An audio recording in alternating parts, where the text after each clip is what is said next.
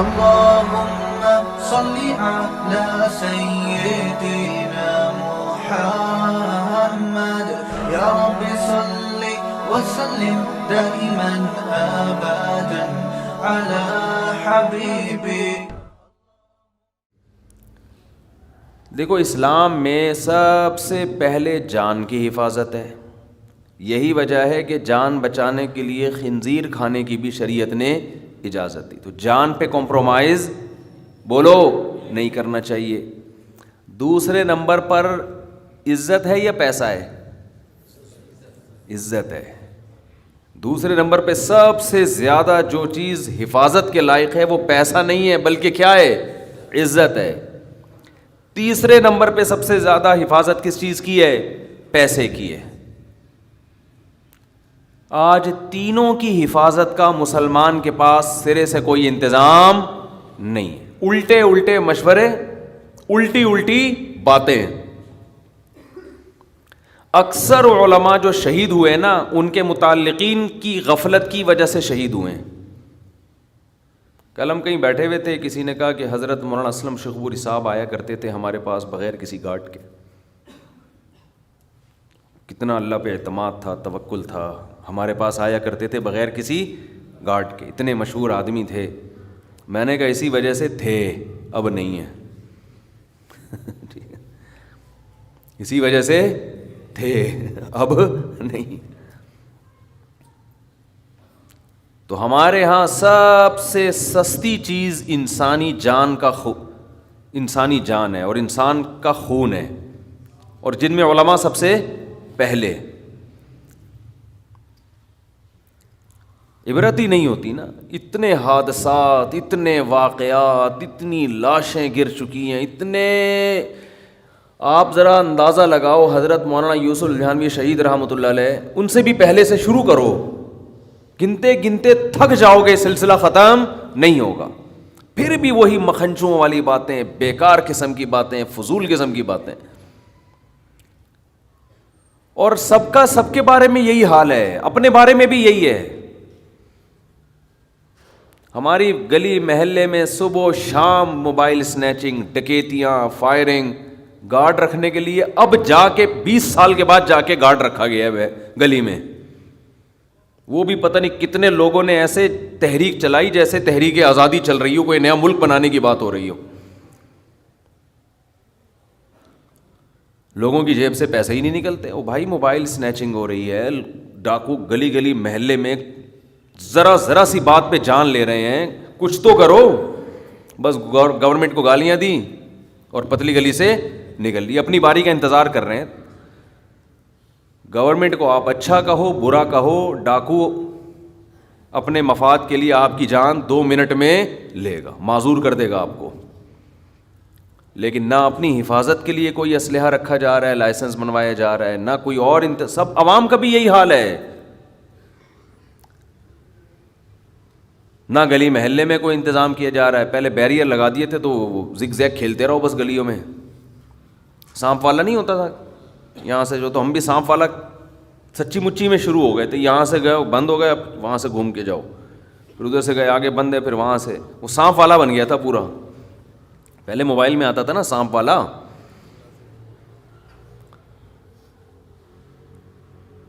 کہیں گٹر کا ڈھکن کھلا ہوا ہو، انتظار کر رہے ہوتے ہیں 25-30 آدمی گر کے مریں گے تو پھر ہم اس ڈھکن کو بند کرنے کی کوشش، کوئی خیال نہیں ہوتا. نہ اپنی حفاظت نہ اپنے اہل و پھر گھر میں بھی اپنے ماں باپ کے ساتھ بھی یہی حشر ہے.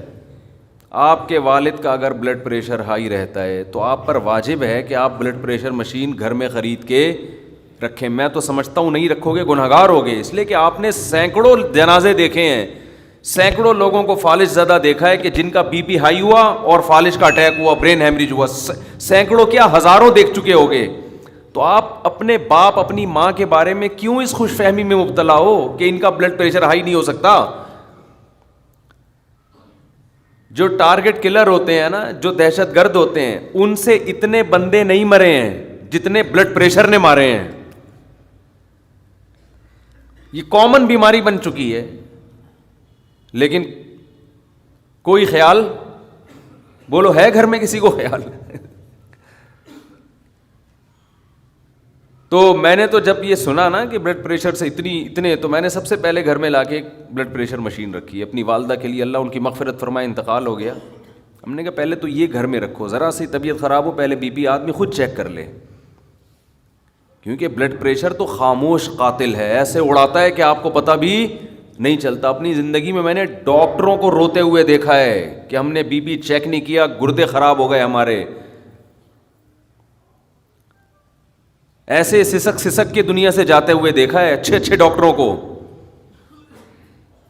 تو ایک بیماری جب کامن ہے, جب پھیل گئی ہے, سبھی کو ہو رہا ہے, تو یار تھوڑا احتیاط کر لو بھائی. احتیاط بھی نہیں کرو, چیک تو کر لو کہ ہے, مجھے یقین آ جائے, ایمان آ جائے کہ ہاں بھائی ہے. پھر بے شک مرو تو سوچ سمجھ کے مرو گے کہ یار میں مرنے پہ ہی راضی ہوں, بی پی ہائی ہے, میں 6 انڈے کھاؤں گا میں. کئی لوگوں کو ہم نے دیکھا ہے بی پی ان کا ہائی ہوا ہے, گھر والوں کو پتہ نہیں, ابا کو 3 انڈے کھلا دیے انہوں نے, ابا کو سری پائے کا سالن کھلا دیا. اب آپ بتاؤ یار, وہ دہشت گرد آ کے گولی سے مارتا, نشانہ بھی خطا ہو سکتا تھا, گھٹنے میں بھی لگ سکتی تھی, کیا خیال ہے؟ اور یہ بھی ہو سکتا تھا اس کی بندوق ہی نہ چلے. لیکن جب بی پی بندے کا اتنا ہائی ہوا ہے, آپ نے اس کو 3 انڈے اپنے ابا کو آپ اپنے مبارک ہاتھوں سے کھلا رہے ہو, ابا پائے پکے میں کھائیے پلیز. اب یہ گھٹنے پہ جا کے نہیں لگے گا, اب یہ نشانہ خطا نہیں ہوگا, اب یہ ڈائریکٹ برین ہیمریج کرے گا, یہ ڈائریکٹ دماغ کی رگ پھاڑے گا, یہ جا کے یہ ہارٹ اٹیک کا ذریعہ بنے گا, کچھ بھی ہوگا. تو مر رہے ہیں لوگ, عمریں ختم. عمر کوئی, آپ قبرستان جا کے ذرا لوگوں کی عمر تو دیکھو نا, ایج دیکھو کتنی ہے لوگوں کی. میں نے تو سروے کیا ہے 60, 55, 50, 90%, 55, 60 کے اندر نظر آئیں گے آپ کو 90%. کوئی ایک آدھ سینکڑوں میں ہوگا جو جی 70 سال یا 75 یا 80 سال. تو یہاں بھی غفلت ہے. سب سے پہلے کیا ہے اسلام میں؟ بولو جان. وہ ہر قیمت پہ بچانی ہے, کیونکہ یہ ایک ایسی نعمت ہے جو ایڑیاں رگڑ لوگے لیکن دوبارہ نہیں ملے گی. ہندو کہتے ہیں 7 جنم ہے, اسلام کہتا ہے بس 1 جنم, دوبارہ یہ روح دنیا میں نہیں آئے گی.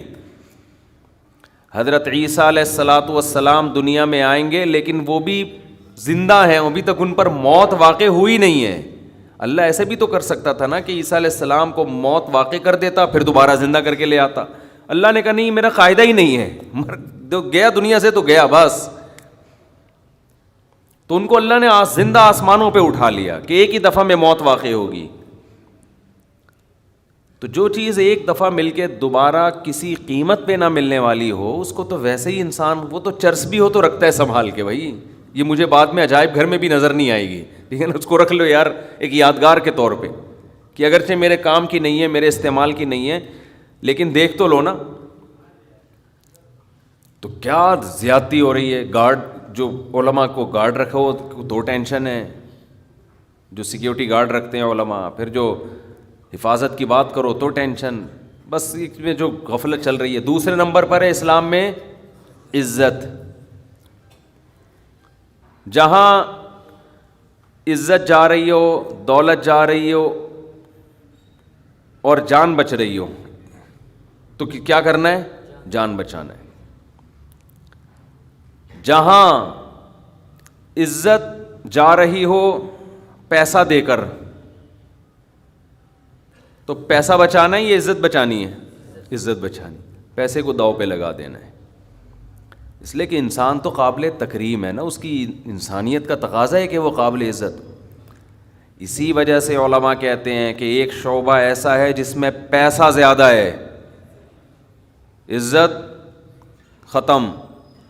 دوسرا شعبہ ایسا ہے جس میں پیسہ کم ہے لیکن عزت زیادہ ہے, تو ترجیح کس کو دینی ہے؟ عزت والے کو.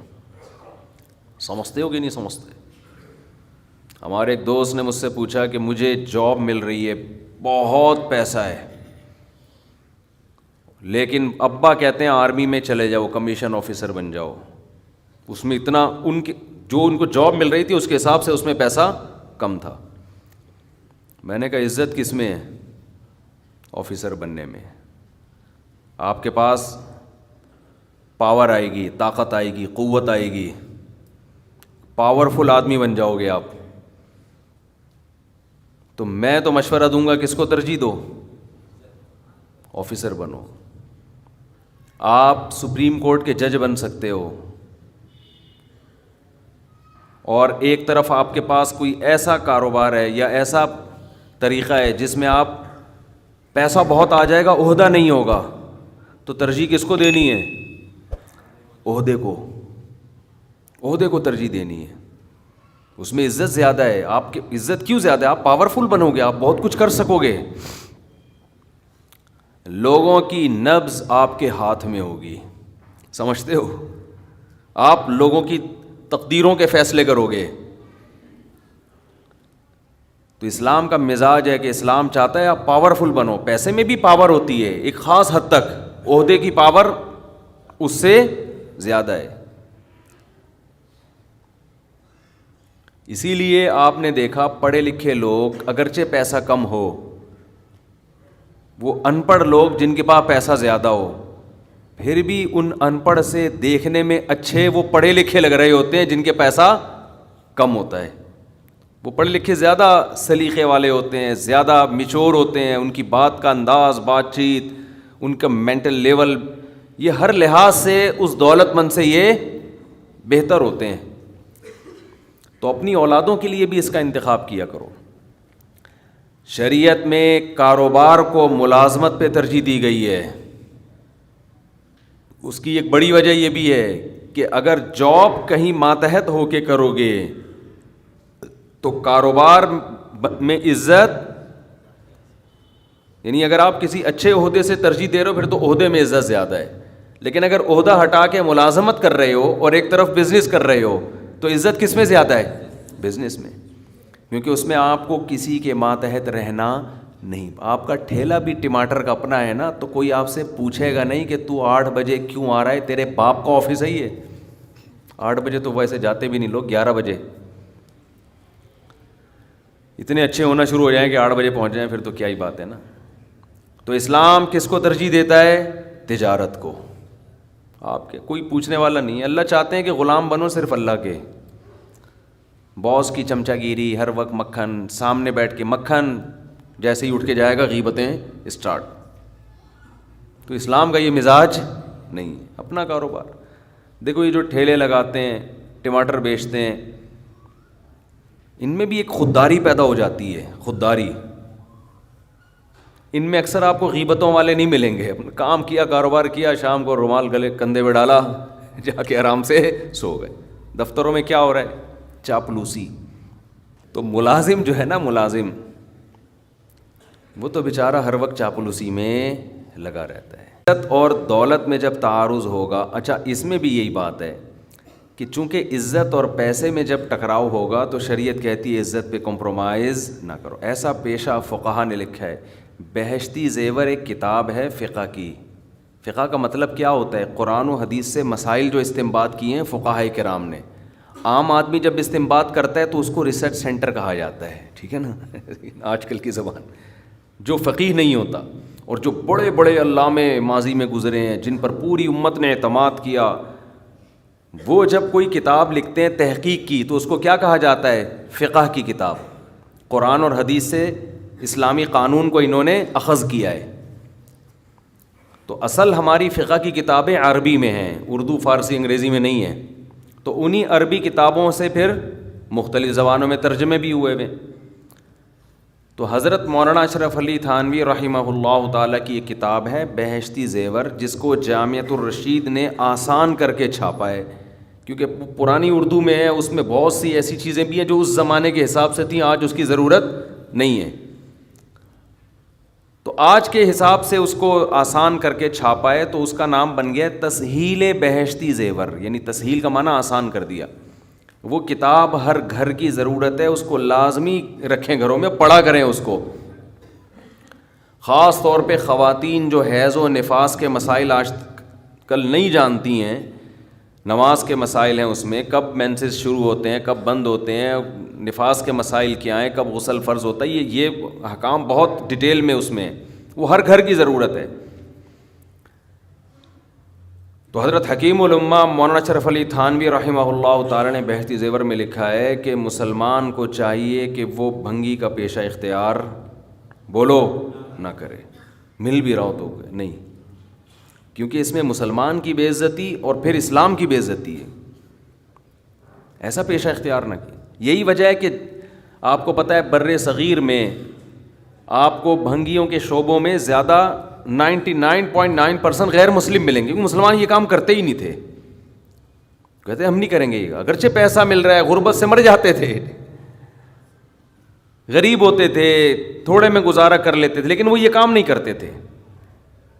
اور بہت سارے کام ہیں، میں اس لیے ان کو ہائی لائٹ نہیں کر رہا کہ بعض لوگوں نے مجبوری میں وہ کام کیے ہوئے ہیں، تو میں خواہ میں کسی کو کیوں بدنام کرنے کی کوشش کروں، لیکن اصولی بات یہ ہے کہ آپ جو پیشہ اختیار کرتے ہیں نا، اس کا آپ کی کھوپڑی پہ بہت گہرا اثر پڑتا ہے، آپ کی سوچ اسی حساب سے بن جاتی ہے، آپ کے جو مینٹل لیول ہے نا وہ اسی حساب سے ڈاؤن ہونا شروع ہو جاتا ہے جو پیشہ آپ اختیار کر رہے ہیں۔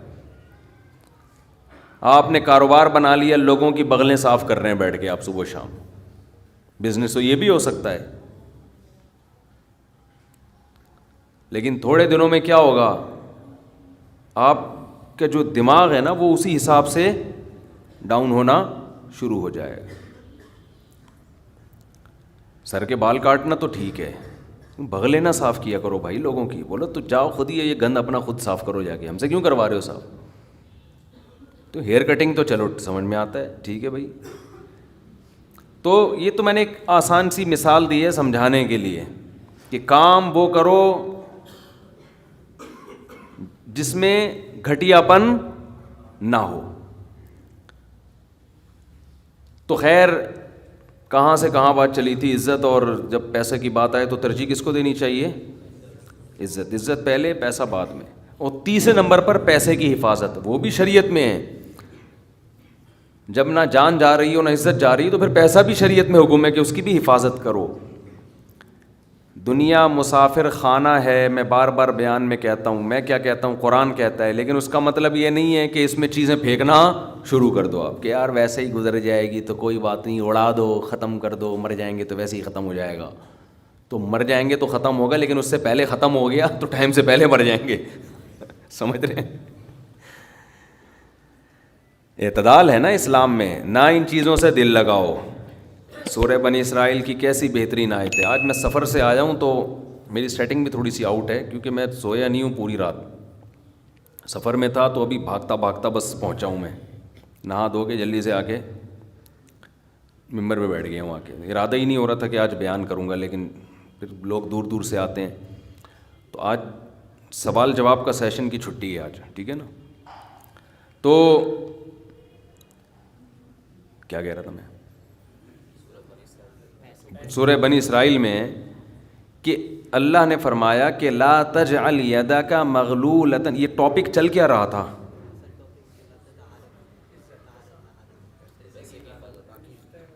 طہارت کی بات، تو وہ تو مجھے بھی پتہ چل رہی تھی، یعنی یہ لا کے کہاں سے عزت اور پیسے کی بات نہیں یار، جو رشتے میں وہ بھی ایک بات کی بات ہے، سوچیں آپ، یہ کہاں کتاب کے بارے میں نہیں،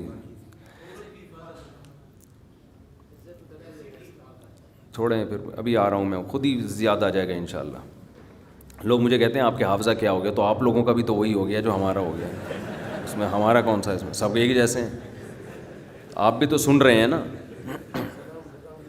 ہیں سب بادام کھاؤ بیٹھ کے۔ تو قرآن کے الفاظ دیکھیں، لا تجعل یدک مغلولۃ الی عنقک، نہ تو اتنے کنجوس بن جاؤ کہ اپنے ہاتھوں کو گردن سے باندھ لو، ولا تبسطها کل البسط، اور نہ اپنے دونوں ہاتھوں کو ایسے پھیلا کے اڑانا شروع کر دو، وابتغ بین ذلک سبیلا، ان دونوں کے درمیان اعتدال والا راستہ اختیار کرو۔ اچھا، ہر آدمی کہتا ہے میں اعتدال سے چل رہا ہوں، کہ نہ میں اتنا ایسے اڑا رہا ہوں اور نہ میں کنجوس ہوں، کیونکہ میں نے اس دن میری گاڑی کا شیشہ ایک بندے نے صاف کیا تھا، میں نے اس کو 10 روپے دیے تھے، میں تو بالکل بھی کنجوس نہیں ہوں۔ اس دن چمونی آپا آئی تھیں، ہمارے محلے میں میری والدہ کی بڑی اچھی دوست ہیں تو میں نے ان کو چائے پلائی تھی, میں نے یہاں میری مسز نے کہا تھا کہ 2 سموسے لے آؤ, میں لے آیا تھا. اگر میں کنجوس ہوتا تو میں کہتا نہیں, نان نفقے کے علاوہ کچھ بھی گھر میں نہیں آئے گا. تو آپ میں اعتدال ہے یا نہیں, یہ فیصلہ خود نہ کرو میرے بھائی. کبھی کچھ دن سخی لوگوں کے ساتھ گزارو تو ہم سب کو پتہ چلے گا کہ ہم سب کیا ہیں, کنجوس ہیں. سمجھ رہے ہو, ہم سب کنجوس ہیں. کچھ دن سخی لوگوں میں اٹھو بیٹھو. اسلام چاہتا کیا ہے؟ جو اسلام چاہتا ہے وہ تو میں پوری بات کہوں گا تو شاید جمعہ پڑھنا چھوڑ دیں آپ لوگ. اسلام کہتے ہیں مسافر خانہ سمجھو اس کو, اتنا نہ اڑاؤ کہ کل مانگنے کی ضرورت پیش آ جائے, بس اس سے کم خرچ کرو, ٹھیک ہے نا. یہ رکھنے کی چیز نہیں ہے. لیکن ہم یہ نہیں, ہم نے تو کتنے سالوں کا جمع کر کے رکھا ہوا ہے, جمع ہوتا جا رہا ہے, پلاٹ کی شکل میں, گولڈ کی شکل میں, دکانیں, پھر پراپرٹی, ہوتے. کمال کی بات یہ, اسلام کمانے سے منع نہیں کر رہا, جمع کرنے سے منع کر رہا ہے. اور ہم نے دینداروں کو دیکھا ہے کمانے کی زیادہ کوشش نہیں کر رہے, جمع زیادہ سے زیادہ کر رہے ہیں. عجیب بھائی, ارننگ بڑھاؤ, اپنی ڈبل کر دو, اس میں فائدہ ہے. مسلمان پاورفل ہوگا تو اسلام ترقی کرے گا. تو کہتے ہیں نہیں یار میری آمدن مہینے کی اتنی ہے تو مجھے کیا ضرورت ہے. لیکن اس آمدن کو کیا کر رہے ہیں, جمع کر رہے ہیں. بھائی کمائی ڈبل کر دو تاکہ خرچ بھی کیا ہو جائے, خرچ اچھی جگہوں پہ شروع کر دو. اپنے لیے نہیں کماؤ, قوم کے لیے کمانا شروع کر دو نا. ڈبل کمانا شروع کر دو, 4 گنا کمانا شروع کر دو, لیکن اس کمائی کو پھر خیر کے کاموں میں خرچ کرو. نبی صلی اللہ علیہ وسلم نے فرمایا ایماندار تاجر وہ شخص جو اس لیے تجارت کرے کہ لوگوں کے سامنے ہاتھ نہ پھیلانا پڑے, ایمانداری کے ساتھ تجارت کرے. پیغمبروں کے ساتھ ہوگا قیامت کے دن. حضرت عثمان اگر تھوڑا کماتے تو 400 گھوڑے دیتے جہاد میں, بولو نا. گھوڑا لینڈ کروزر تھا اس زمانے کی, 400 V8 حضرت عثمان نے دیے ہیں. کتنا کمایا ہوگا. ہاں اتنا کمانا کہ آپ اپنے صحت کی کبھی خیال نہ کر سکیں, آپ بیوی بچوں کو بھی ٹائم نہ دے سکیں, وہ پھر کمانے میں بے اعتدالی ہے. کمانے کا ایک حد تک آپ کے ٹائم اور جسم سے تعلق ہے, اس کے بعد کھوپڑی سے تعلق ہے. کھوپڑی نہیں استعمال کر رہا, گدھا بنا ہوا ہے, محنت بہت کر رہا ہے. ہم نے ایسے کمانے والے دیکھے ہیں کہ سارا دن کمانے کی فکر میں ہوتے ہوتے بچوں کی فکر ہی نہیں ہے, بیوی کو ٹائم نہیں دے رہے, ماں باپ کو ٹائم نہیں دے رہے, اپنی صحت کو ٹائم نہیں دے رہے. تو زیادہ کمانے کا یہ مطلب ہرگز نہیں ہے. زیادہ کمانے کا مطلب یہ ہے کہ کمانے میں ٹائم تو آپ نے اتنا ہی دینا ہے جتنا آپ کی صحت اجازت دیتی ہے. نماز کا ٹائم نکلے, تہجد کا ٹائم نکل جائے, تسبیحات تلاوت کا ٹائم نکلے اس میں آپ کے لیے, کچھ اللہ کا ٹائم بھی نکلے, کچھ دین کی تبلیغ کا ٹائم بھی نکلے, کچھ پڑھائی کا ٹائم بھی نکلے. ویڈیو نہیں بنائے بھائی, یہاں لکھا ہوا ہے نا, کچھ پڑھائی کا ٹائم بھی نکلے. یہ تمام چیزوں کا ٹائم نکلنے کے ساتھ ساتھ پھر کمانے کو ٹائم دینا ہے. اس میں پھر جب اتنا ٹائم دے کے پھر پلاننگ کر کے اس کو بڑھانے کی کوشش کرنی ہے, یعنی ارننگ کو بڑھانے کی کوشش کرنا ہے. یہ نہیں کہ آپ نے ٹائم زیادہ دینا شروع کر دیا اس میں. ٹائم زیادہ دینے سے تو آپ کی صحت کو نقصان ہوگا نا. ارے 5 نمازیں تو پڑھنی پڑیں گی نا ٹائم پہ, پھر تلاوت روزانہ کرنی ہے کہ نہیں کرنی ہے, صبح شام کی تسبیحات ہیں وہ بھی کرنی ہے, تہجد کی بھی کوشش کرنی ہے, باپ کو بھی ٹائم دینا, اماں کو بھی, بیوی بچوں کو بھی, پھر باقی پھر اپنی ایکسرسائز وغیرہ صحت کو بھی, پھر باقی ٹائم کس کو دینا ہے, وہ پیسہ کمانے کو دینا ہے. پھر اس پیسہ کمانے کے کو جتنا ٹائم آپ نے دے دیا تو اس میں آپ کہہ سکتے ہیں کہ پھر ہم اس کو بڑھائیں کیسے. ہم تو 8 گھنٹے کمانے کو دے رہے ہیں, اب اس میں کیسے بڑھائیں ہم. تو بھائی کھوپڑی استعمال کر کے کیا کریں, اس کو بڑھائیں. کھوپڑی سے چیزیں بڑھ جاتی ہیں. کھوپڑی تو استعمال مسلمان کر ہی نہیں رہا ہے نا. اب یہ کہ کیسے کھوپڑی استعمال کریں تو آپ خود استعمال کرو کہ یار میں یہ کام کر رہا ہوں تو میں اگر یوں کر لوں تو یہ ایسے بھی ہو سکتا ہے. یہ بیٹھیں گے تو سمجھ میں آئے گا انشاءاللہ آپ کے خود, لیکن بیٹھتے ہی نہیں ہیں, سوچتے ہی نہیں ہیں. جو جہاں کھڑا ہے وہیں کا وہیں رہے گا وہ. خیر, تو میں کیا عرض کر رہا تھا, وہ تو بات ختم ہو گیا. آپ لیٹ آئے نا, اصل بات کچھ اور شروع ہوئی. اچھا خیر, جلدی سے بات کو میں لے کے آتا ہوں. تو اعتدال جو ہے نا سخاوت، سخی لوگوں میں آپ اٹھیں گے بیٹھیں گے تو پتہ چلے گا کہ اعتدال کسے کہتے ہیں. عربوں میں بڑی سخاوت ہے، ہم نے علماء میں بڑی سخاوت دیکھی ہے. تو سخاوت کا مطلب یہ ہے کہ آپ اتنا خرچ نہ کریں کہ کل آپ کو مانگنا پڑ جائے. اس کا علماء نے ایک معیار بیان کیا ہے، وہ خوب اچھی طرح سمجھ لیں، وہ بڑا زبردست معیار ہے کہ اپنے اور اپنے بیوی بچوں کے لیے 1 سال کا ذخیرہ کر لیں پیسوں کا، چاہے وہ گولڈ کی شکل میں ہو یا کرنسی کی شکل، بہتر ہے گولڈ کی شکل میں ہو. آج اگر آپ جاب لیس ہوتے ہیں تو 1 سال تک اگر آپ کو جاب نہ بھی ملے تو آپ نے جو پیسہ اسٹور کیا ہوا ہے اس سے اسی معیار کی زندگی اپنے گھر والوں کو دے سکتے ہیں جو اب تک دیتے آئے ہیں. اور یہ 1 سال آپ کے پاس جاب تلاش کرنے کا یا کاروبار دوبارہ سے اٹھانے کا آپ کے پاس موقع ہے. 1 سال سے زیادہ کی پھر کوئی انتہا نہیں ہے. لوگ کیا کرتے ہیں، جمع کر رہے ہیں کہ کل اگر جاب چلی گئی، کل اگر کاروبار ٹھپ ہو گیا تو بھائی کل کیا، پھر تو خبر تک کا رکھو سنبھال کے، وہ تو پھر ٹینشن سے ہی دنیا سے جاؤ گے. تو کچھ اللہ پہ توکل کرو نا اس معاملے میں. اللہ ہمارے بس میں یہ تھا 1 سال ایک خاص مقدار ہوتی ہے، اس میں چاروں موسم آ جاتے ہیں. بھئی کاروبار آپ کا نہیں چلا، سردی میں نہیں چلا تو ہو سکتا ہے گرمی میں چل جائے، خزاں میں چل جائے، بہار میں چل جائے، تو کبھی نہ کبھی تو چلے گا. نہیں چلا تو پھر اللہ نہیں چلانا چاہتا، وہ اسی میں اللہ کرے بیٹھ کے. جو آدمی اللہ پہ اعتماد توکل نہیں کرتا وہ تو کبھی زندگی میں سکون میں آ ہی نہیں سکتا ہے. تو 1 سال کا اسٹور کر لیں آپ. اور بہت اللہ نے پیسہ دیا ہے تو بچوں کے لیے ایک پراپرٹی لے کے ڈال دی، پلاٹ 2-4 لے کے ڈال دیے. مرنے کے بعد بچے بالکل روڈ پہ نہ آ جائیں، بس باقی کیا کرو، کھاؤ کھلاؤ. ٹھیک ہے نا. کیا کریں، ایک لطیفہ سنا دوں. ہمارے ایک دوست نے بھیجا تھا بڑا زبردست قسم کا. ہمارے ایک دوست ہیں لاہور میں، انہوں نے کسی کا لطیفہ بھیجا، لیکن لطیفہ بڑا سبق آموز ہے. وہ ایک آدمی گیا گوشت کی دکان پہ، شاید آپ لوگوں نے بھی سنا ہو، اور کہنے لگا کہ 1 کلو گوشت دے دو. اتنے میں ایک بندہ آیا.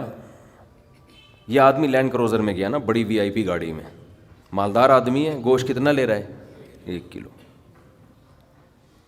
دوسرا آدمی آیا، اس نے کہا بھائی 10 کلو گوشت دے دے، چانپیں بھی اور دل بھی، کلیجی بھی، پٹ کا گوشت الگ، بکرے کی الگ نکال، فلانے الگ نکال.